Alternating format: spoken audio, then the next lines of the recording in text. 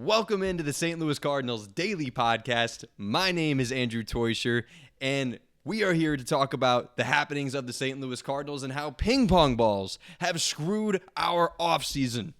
Not quite that dramatic, but the Cardinals did have the draft lottery just happen, and it did not fall our way. The chips did not go the way of the Cardinals. The ping pong balls did not fall out of the machine the way we wanted. The Cardinals entered the MLB draft lottery, which works not like the NFL draft for those who are unfamiliar with it, where the NFL draft is just reverse order of the previous season's standing. The MLB has a draft lottery, much like the NBA. They put ping pong balls into a machine, and just like casino style, they pull them out one at a time, and you have a certain percent chance of being drawn. And the Cardinals entered the day with the 8th best odds at the first overall pick. And we left the day with the 13th overall pick. Myself and many other fans were dreaming big that maybe we'll get a top 3 pick, completely turning around our franchise, adding another J.J. Weatherholt-esque player with this pick. And we thought maybe, hey, at the worst, we'll just drop down to like pick 5, 6, 7, 8, 9. And we went 10, 11, 12, and fell all the way down to the 13th pick. Now, big ping pong ball must be a Cubs fans. The Cardinals got screwed here. I don't want to be all doom and gloom. It's the MLB draft. A lot of things are up in the air. So I thought instead of going through the prospects, which at this point in any draft process, let alone the MLB draft process, you can look at mock drafts all you want. What are good prospects right now may be terrible prospects whenever the draft actually comes around towards the middle part of next season. So instead, I thought it might be fruitful for us to go through and look at former 13th overall picks in the MLB draft and see some successes, as I was actually shocked when I went to go look at it. Picking around this area of the draft has actually produced a lot of really good players. So the Cardinals may not be out of luck here with the 13th overall pick.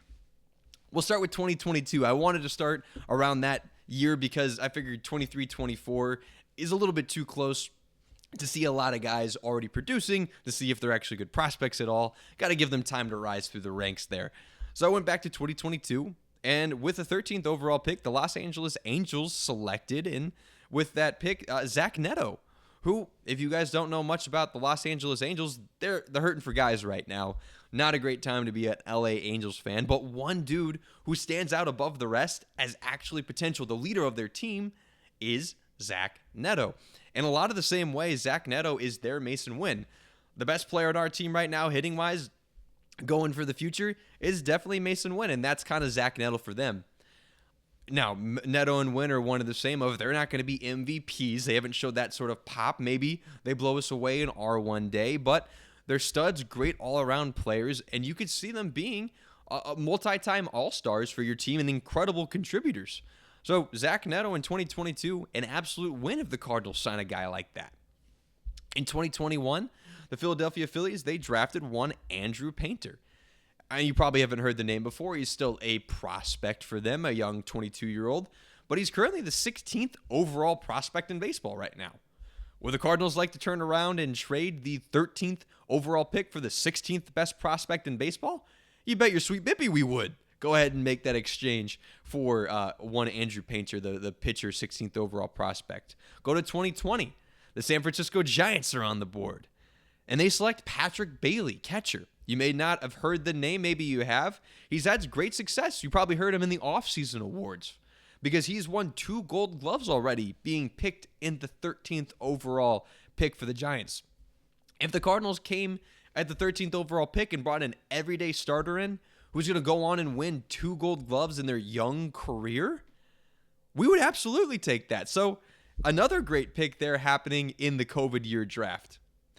A couple of bad picks in 2019 and 2018, so we polished over those, and we dropped down to 2017, where the Miami Marlins, the fish down there in South Florida, they drafted one Trevor Rogers, who had a great rookie season for the Miami Marlins whenever he finally came up, and recently had a great breakout here with the Orioles yet again, a resurgence.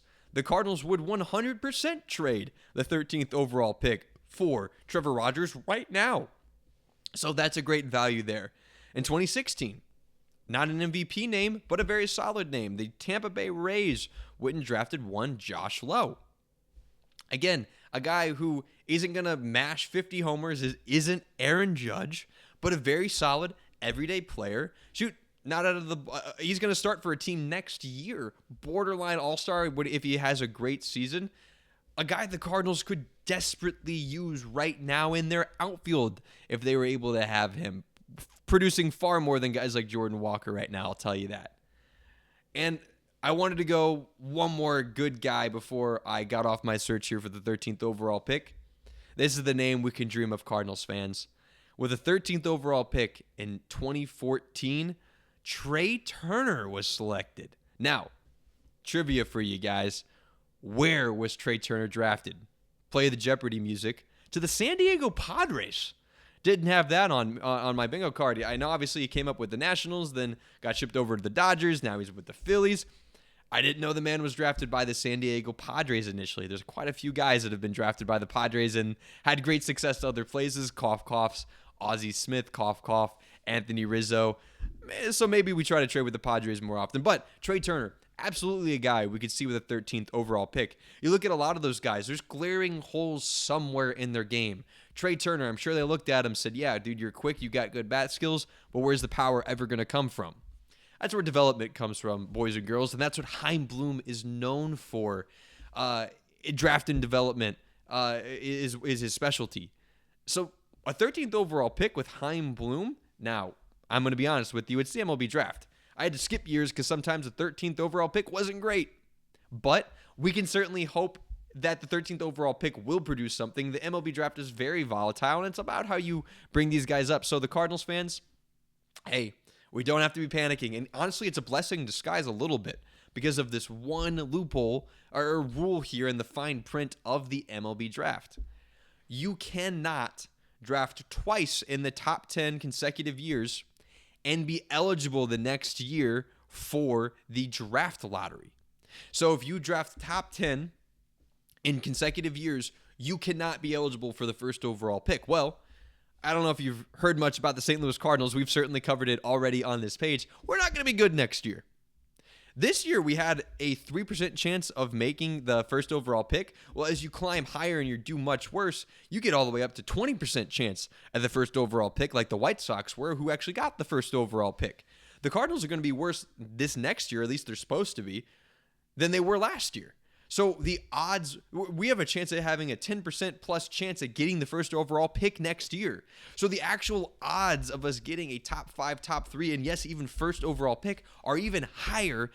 And it's way better that we have this happen than us get the 9th or 10th overall pick this year. I'd rather drop a couple spots and maybe get the first overall pick, best prospect in the draft next year, especially when maybe that player's a college player and he can come up and help us when we're actually thinking about winning in a couple years.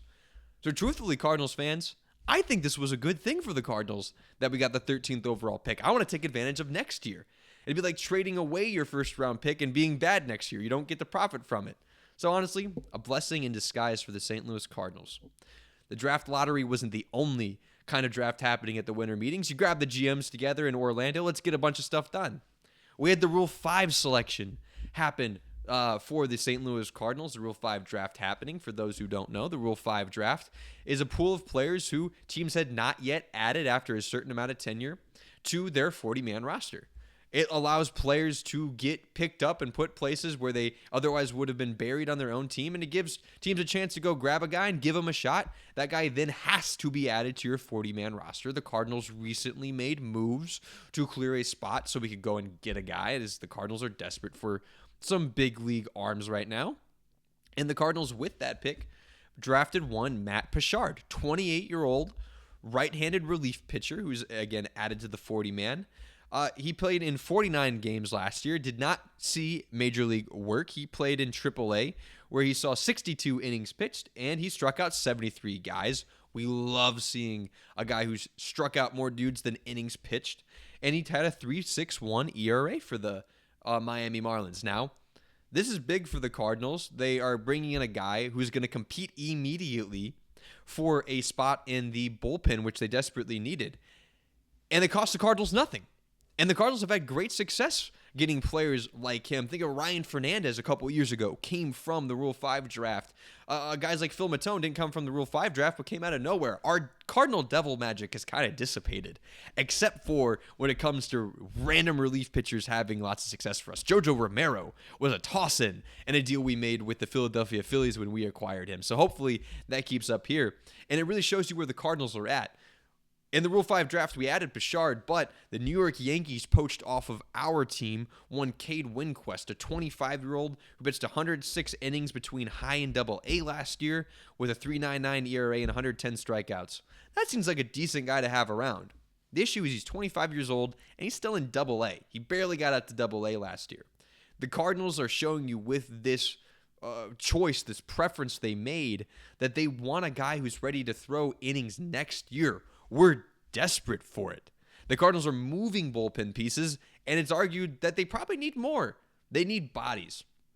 So this was actually a great thing for the St. Louis Cardinals. Take a shot. Take a flyer. Hopefully that devil magic keeps up, and Matt Bichard can give us something to show of for next year. Now, one more piece of news we need to discuss that at the surface level does not look like St. Louis Cardinals news, but I'm telling you it is. Pete Alonso went and signed a 5-year, $155 million deal, had to be just above what Kyle Schwarber signed for, with the Baltimore Orioles, leaving the Mets. So what that means for the Cardinals? Well, there's a team out there, the New York Mets, who just lost a power-hitting, right-handed first baseman. Let's see if there's any of those out there in the market. Oh, the Cardinals. They have Wilson Contreras, who matches that perfectly.